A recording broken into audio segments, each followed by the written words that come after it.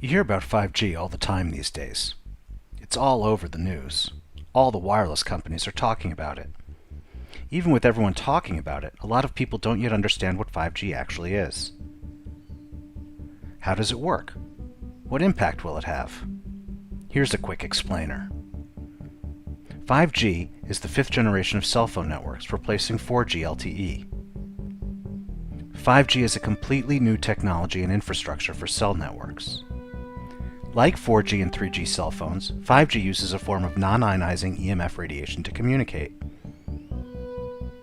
This is similar to the radiation emitted by your cell phone, cordless phone, and Wi-Fi router.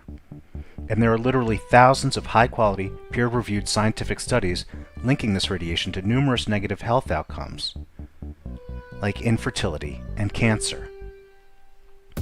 And the World Health Organization lists it as a Class 2B carcinogen. While 5G is similar to earlier forms of wireless radiation, it is also different. 5G is designed to operate at much higher frequencies, with much more energy than 4G. And the 5G network will run with a lot more power than 4G. 5G also requires many more cell antennas to support the network, and these antennas will be closer to the ground where people spend their time. This is also 5G can support much faster downloads, with many more devices connected to the network. This is critical to understand. 5G is not just for cell phones. 5G is also designed to support the Internet of Things, which are connected devices like smart cars and smart homes. This means there will be an order of magnitude explosion in the number of wireless devices emitting this radiation. So 5G will run with more energy, more power, and more and closer sources than prior forms of wireless networks. And it's important to remember that 5G will not replace our existing exposures. Exposure to 5G radiation is in addition to what we're already exposed to.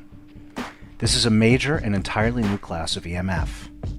There has been no testing performed on the health effects. None. This is standard for how the wireless industry rolls out technology and how government regulates it.